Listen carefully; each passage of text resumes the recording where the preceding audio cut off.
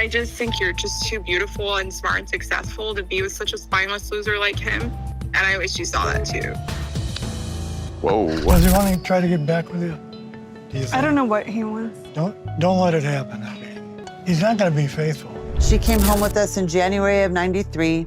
She was then and has continued to this day to be a healthy and happy child.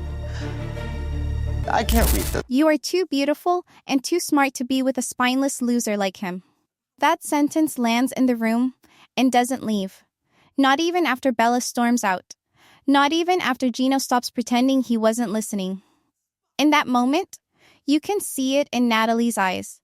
A silent calculation. A mother caught between her daughter's harsh honesty and the desperate hope in Gino's slumped shoulders. This isn't new. Bella has never tried to sugarcoat the messes her mom gets into. But tonight, she's not just refusing to play nice, she's outright declaring war on Gino, right to his face. And Natalie stands paralyzed, somehow hoping maybe this time her daughter could be wrong. This is OLIVA, and welcome to Reality Sport, where the drama doesn't end with an apology and every family dinner could be an intervention. If you've ever wanted to scream at your screen or yell at the people you love most, you're in the right place. Subscribe now. And while you're at it, tell me in the comments, do you side with Bella? Or is it possible to root for a second chance even when it's obvious the first one went up in flames? 1 minute earlier, Natalie was almost convincing herself things could be different, fussing with her hair in the hotel mirror, saying this is about reconnecting, starting fresh, giving Gino a real shot with her family. You'd think after everything public humiliation, all those tabloid messes, the endless texts from his ex, she'd have at least a little self-preservation left. But Natalie's wired for hope, and her idea of a perfect weekend means bringing together the most important people in her life, or at least trying, no matter how many times it's blown up before. Gino, for his part, can barely get his ties straight. He keeps glancing at the clock, already sweating the grilling he knows he's about to get. He wants to prove he's changed, that he's not the guy who humiliated Natalie on national TV. But the real wild card isn't the overcooked steak or the gossiping uncle. It's Bella. This is a girl who's seen her mother fall for every flavor of disaster serial cheaters, liars, men who couldn't manage honesty if it smacked them in the face. Bella doesn't just distrust Gino, she distrusts the part of her mom that always comes back for more. So when she skips her own event, goes radio silent, leaves her mom staring at a phone that buzzes for everyone except her, nobody is surprised except Natalie, who clings to the hope that absence is softer than outright hate. Nick, Natalie's brother, tries to fill the gaps with chit-chat and awkward jokes, but every time Gino laughs a little too hard or picks at his napkin, you can feel the pressure building. Eventually, Nick can't hold it in. He reminds everyone, especially Gino, that he remembers the crying phone calls after last time. He isn't here to make friends with a guy he watched break his sister's heart before the world. Gino sweats through the small talk, wondering if he's already failed, all while Natalie keeps looking at the door. As the clock ticks, Bella finally breaks cover, but not to her mom. Instead, she quietly texts her uncle that she will not be coming at all, and off camera. Shares that Gino is not to be trusted, not worth forgiveness, not fit for another chance. Her words are a line in the sand, no grace, no welcome, no negotiations. Does Bella's silence mean the end for Natalie and Gino? Or is there a bigger storm coming? Gino doesn't even know the half of it. The ghost of his ex still lingers on the edge of this story, and it's set to smash through everything Natalie is holding on to. Courtney's phone lights up with that familiar number, and her stomach sinks before she even answers. Colt's voice on the line is softer than she remembers, almost pathetic this time. He says he's stuck in Brazil, he's hurt his knee, he might be having surgery, he needs her, he misses talking. The story unspools fast. He never quite apologizes, never quite admits he jet set to see Diana, the minute things with Courtney toppled, and her parents can tell something is wrong the moment they see her face. It's not the first time this house has felt tension creep in with a single phone call. Courtney's dad is first to speak colder than usual. No patience left after months watching his daughter unravel over Colt's messes. Does he want to get back with you? Do you think? He asks, trying not to sound panicked, but Courtney's mom doesn't bother hiding her fear. Both are past the point of trying to be diplomatic. Courtney tries to assure them, says she's just picking Colt up from the airport, helping him find his hotel. No strings. She insists she's fine. She swears she's over him. She repeats it enough times that even the family dog knows she's lying. Every parent wants to protect their child, but this feels bigger, more desperate. The fact that Courtney's parents are more afraid of Colt's effect on their daughter than they are sorry for his injury says everything. It's a repeat loop. The person you love most, the one you want to save, running back to what hurt them, because something unfinished still whispers their name. Over at Natalie's side of things, Bella has slammed her door on her mother's drama. While here, Courtney threatens to crack hers wide open one more time.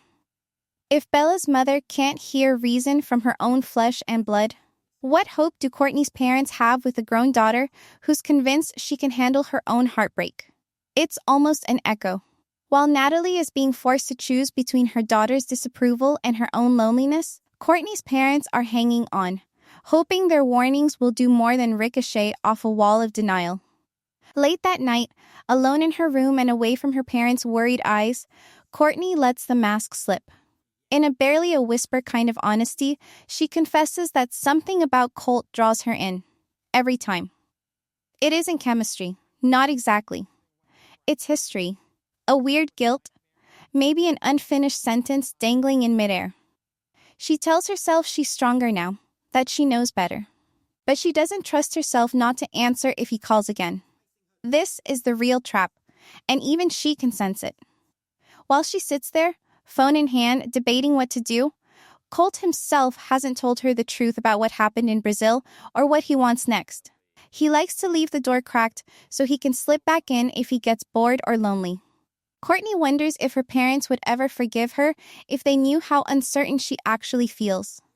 And just when you think that's the end of the family secrets waiting to combust, a new tension rattles through the house. There's another conversation coming.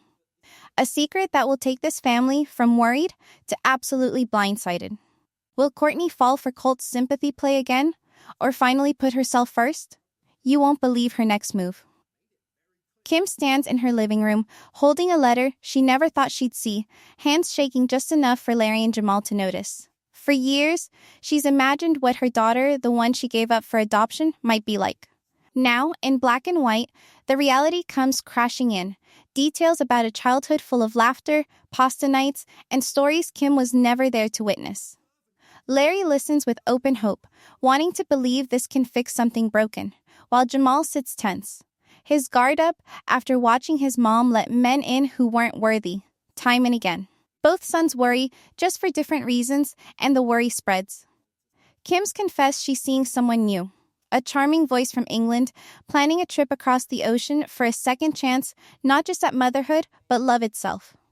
The letter is long, but the emotion is instant, a tidal wave Kim has been bracing against.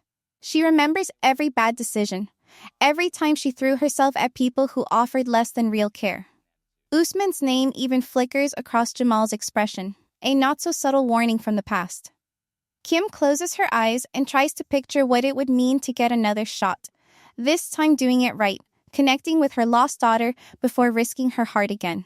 What Kim doesn't know is the envelope holds a surprise she's not prepared for. A single sentence that might change everything she thinks she knows about what's possible. Meanwhile, her new romance carries its own baggage. There's a twist even Kim hasn't predicted. Something hidden under the surface that could flip her hopes upside down. Kim's next decision could heal years of grief or destroy the fragile peace she's found. What's written in that letter may change everything. Natalie finds herself at a crossroads that's so much bigger than dinner plans or weekends away. She's packed her suitcase, walked out of the hotel room where Gino waits with desperate hope written all over his face, and stands outside Bella's apartment with more fear than she'll admit out loud. Gino promised he was different, swore the past wouldn't bleed into now, but it's Bella's voice, clear, cold, and heartbreakingly honest, that sticks with Natalie. She could forgive Gino for what happened, maybe even believe his apologies, but can she be the woman who chooses her relationship over her own child's trust? Bella doesn't care about forgiveness or second chances. All she wants is to see her mom happy, not haunted by the same old mistakes. For Gino, the pain isn't just in being disliked, it's not knowing if he'll ever get the chance to prove he can be better. He paces that hotel room, rehearsing conversations, replaying every mistake, telling himself he'll wait as long as it takes. But sometimes, time isn't what fixes things. Sometimes, scars run too deep. Every family in this world seems to cycle through the same patterns. A parent protecting a child from the heartbreak they themselves can't stop chasing. A daughter wanting to be right this time, even if it means being alone. Natalie feels the weight of every woman in her family line who's tried to love someone who wasn't good enough and wonders if she's strong enough to break that script. Across town, Courtney's making her own bargains. Alone with her thoughts, she confesses to us what she won't to her parents. Letting Colt back in isn't about love anymore. It's about believing she controls her own story this time. But deep down, she knows if her parents knew her real reasons, it might break their hearts in ways Colt never could. Meanwhile, Kim, emboldened by the letter and pushed by her son's concern, shares her plan for that leap of faith trip across the sea. She hopes this won't just be another misstep. Jamal watches her carefully, a plan forming quietly, one that might keep his mom safe, or bring the next heartbreak faster. And behind every door, every family waits to see if love will finally break the cycle or just deepen the scars. The next phone call flips everything. Who will make the right choice? And who's headed for heartbreak? Natalie stands in front of Bella, all pride stripped away, and for the first time she admits what hurts the most. She tells her daughter about loneliness, about mistakes that felt like hope, and how loving someone shouldn't always mean losing yourself in the process. Bella listens, arms crossed, anger slowly melting into a worry she can't hide. Natalie's voice cracks when she says she's tired of dragging pain from one relationship to the next. She wants a future that feels safe, even if that means choosing her daughter over the man who says he's changed. Tears threaten, but she lets them fall, leaving both women raw and exposed. For a flicker, Bella softens. She doesn't forgive Gino, but she hugs her mother, offering something halfway to understanding. For Natalie, that's more than she thought she'd get. It's a start, maybe not the happy ending she imagined, but something better than silence. Across town, Gino sits alone in the dim light, holding his phone, waiting for a message that never comes. For once, he doesn't blame anyone else. He replays his own choices, the times he let pride or stubbornness do the talking, and for the first time, he sees what he's lost might be bigger than he can fix. Regret settles in slowly, making room for something new, a little self-awareness mixed with heartbreak.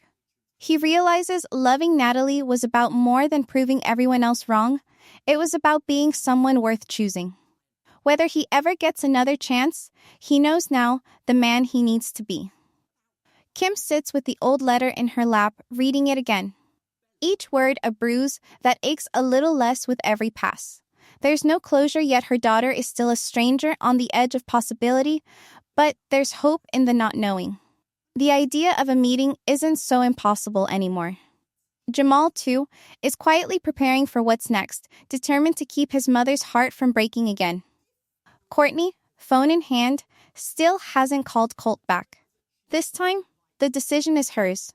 No one else's fear or advice will tip the scale. And she's not ready to share her answer, not even with us. All across these stories, the same question lingers. How many times do you allow someone or yourself to start over before you call it survival, not failure? If you've ever seen yourself in these patterns, you know the battle isn't always with another person, but with who you become when loneliness meets hope. But if you think things ended here, wait till you see what Bella does next. The drama, the tears, the shock. You are not ready for this.